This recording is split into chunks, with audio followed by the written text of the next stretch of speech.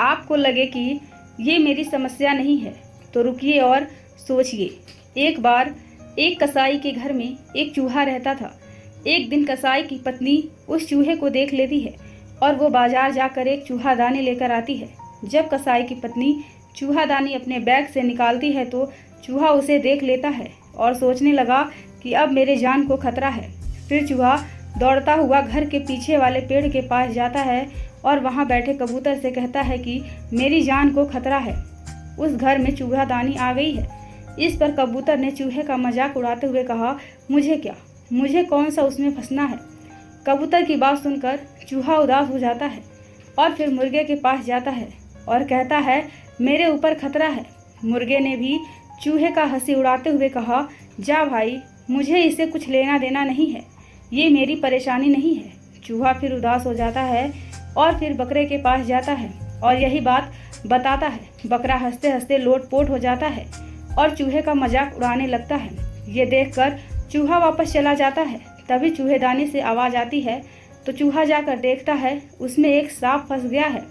कसाई की पत्नी को लगा कि चूहा फंस गया है और उसकी पत्नी अंधेरे में चूहा समझकर उसे पकड़ने जाती है तो सांप उसे काट लेता है और उसकी तबीयत खराब होने लगती है। कसाई अपनी पत्नी को लेकर एक तांत्रिक के पास झाड़ फूंक करवाने लेकर जाता है तो तांत्रिक कहता है कि तुम इसे कबूतर का सूप पिलाओ, ये ठीक हो जाएगी। फिर कसाई पेड़ के पास जाता है और उसी कबूतर को पकड़ कर लाता है और उसका सूप बनाकर अपनी पत्नी को पिलाता है। ये सुनकर कसाई के कुछ रिश्तेदार उसकी पत्नी को देखने आते हैं तो कसाई उस मुर्गे को लाता है और उसे काट कर भोजन बनाता है। कुछ दिन बाद जब कसाई की पत्नी पूरी तरह से ठीक हो जाती है तो कसाई खुश होकर अपने घर में पार्टी रखता है जिसमें वो बकरे को काट कर उसका मटन बनाता है और अपने खास लोगों के साथ जश्न मनाता है। ये देखकर चूहा हैरान रह जाता है कि कल को मैं इनके पास मदद के लिए गया था और आज ये खुद ही ख़त्म हो गए। दोस्तों, यदि कोई आपसे मदद के लिए आए और अपनी परेशानी बताए तो आप उनकी मदद करने से पीछे ना हटें। आपसे जितना हो सके आप उतना ही उनकी मदद करें।